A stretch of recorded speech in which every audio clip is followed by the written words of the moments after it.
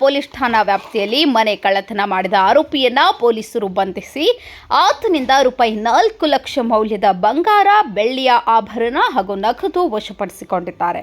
ಸವದತ್ತಿ ತಾಲೂಕಿನ ಗುರ್ಲಹೊಸೂರ ಗ್ರಾಮದ ಮಹಾದೇವ್ ಗೊಂದಳಿ 20 ವರ್ಷ ಬಂಧಿತ ಆರೋಪಿ. ಪಟ್ಟಣದ ಶಿವಾನಂದ್ ಭಾರತಿ ನಗರ, ಶಿವಬಸವನಗರ ಹಾಗೂ ಬೈಲುವಾಡ ಗ್ರಾಮದ 3 ಮನೆ ಕಳ್ಳತನವಾಗಿತ್ತು.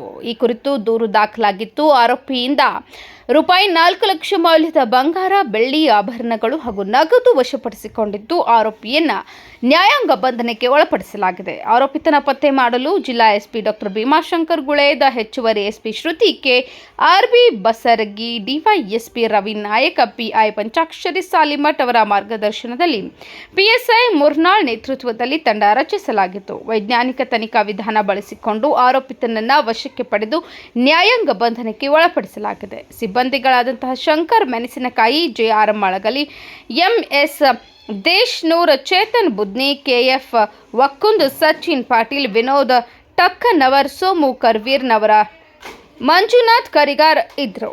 ಪೊಲೀಸರ ಈ ಕಾರ್ಯಕ್ಕೆ ಎಸ್ಪಿ ಶ್ಲಾಘನೆ ವ್ಯಕ್ತಪಡಿಸಿದ್ದಾರೆ.